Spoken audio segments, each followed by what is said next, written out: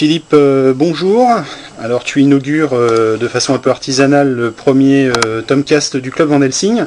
À l'occasion de ta signature, tu es dans les locaux de la Martinière et j'aurais bien voulu que tu nous donnes tes premiers sentiments face à l'arrivée de ce livre merveilleux qu'est Léviathan. Face à l'arrivée, donc bon, on va attendre un peu, mais en tout cas le produit était déjà bien, hein. Ça donne tout de suite envie d'ouvrir la gueule du monstre et puis de mettre la tête entre les dents. Bon, parle-nous un peu des monstres justement. Tu es arrivé sur le Club Van Helsing avec une idée qui était de t'attaquer au Léviathan, au satanisme, au diable. Dans les films, dans la littérature, quels sont les monstres toi qui t'ont emballé, qui t'ont effrayé? Bah, tous les monstres du cinéma qui étaient bien glauques, ça va vraiment des monstres on pouvait trouver dans Walt Disney, hein, que ce soit de Cendrillon ou dans le château de Maléfice. Ça peut être aussi ça peut être les monstres de Sam Raimi. J'ai été très impressionné par les monstres de George Romero, les morts-vivants. Tous les monstres, même la créature de Frankenstein dans certains vieux films de la mer était bien gratinés. Donc à peu près tous les monstres qui traînent dans le cinéma ont une influence sur moi. Tu reviens de Thaïlande, c'est un pays que tu adores.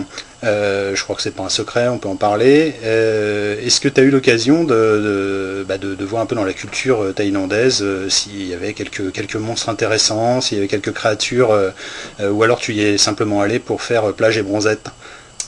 J'y suis allé en fait, oui, pour me dépayser parce que la culture est complètement radicalement différente. Mais justement, comme c'est un peuple très zen, très bouddhiste, qui voit toujours le bon côté des choses. Ils ont quand même aujourd'hui, ils ont fait table rase de toute la mythologie du monstre qu'on peut avoir en Occident. En revanche, au niveau des nouveaux films thaïlandais, après The Shutter par exemple, c'est énormément de films qui sortent sur des tueurs en série, sur énormément de fantômes aussi, des films, des ghost movies, comme on peut voir au Japon ou en Corée. Est-ce que un Nathan Love pourrait combattre un monstre, un de ces quatre, dans ses tribulations? Il pourrait effectivement, dans la mesure où là l'héroïne pratique aussi les arts martiaux dans Léviathan, à part qu'elle c'est vraiment la force, je pourrais dire le côté obscur de Nathan Love, c'est-à-dire que elle c'est vraiment uniquement l'efficacité, la mort et tuer et arriver au bout de sa mission qui compte, alors que Nathan Love a un côté beaucoup plus détaché des choses. Donc pour combattre le monstre, il faudrait vraiment qu'il soit motivé ou qu'il soit manipulé par quelqu'un d'autre. Une petite exclue pour le blog de Club Van Helsing. Les prochaines aventures de Nathan Love, c'est pour l'année prochaine? Alors là, ouais, disons que je crois qu'il faut attendre quand même 2 ans avant de retrouver Nathan Love dans le 3e opus, parce que là, à la fin de la dernière arme, il a vraiment plus envie de continuer. Donc il va falloir vraiment trouver une bonne justification pour le faire revenir. James Bond aussi, il avait des petits coups de pompe et puis on l'a retrouvé quand même, hein, il retrouvait du jus. Hein. Voilà, il y avait des James Bond girls, là il faut trouver une Nathan Love girl qui puisse le motiver suffisamment pour reprendre du service. Bon, super Philippe, merci d'avoir inauguré gentiment ce premier Tomcast du Club Van Helsing.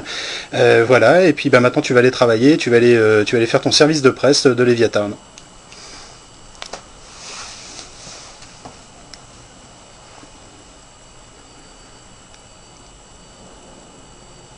Tu tapes dessus.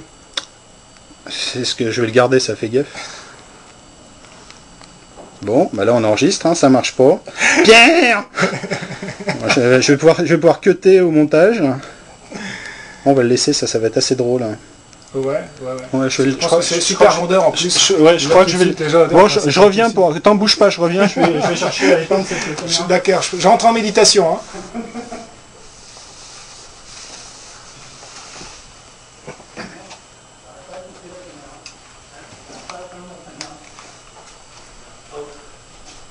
Ouais, j'ai appuyé comme un. Ça y est, c'est bon? Ah oui, c'est bon, on a 4 minutes.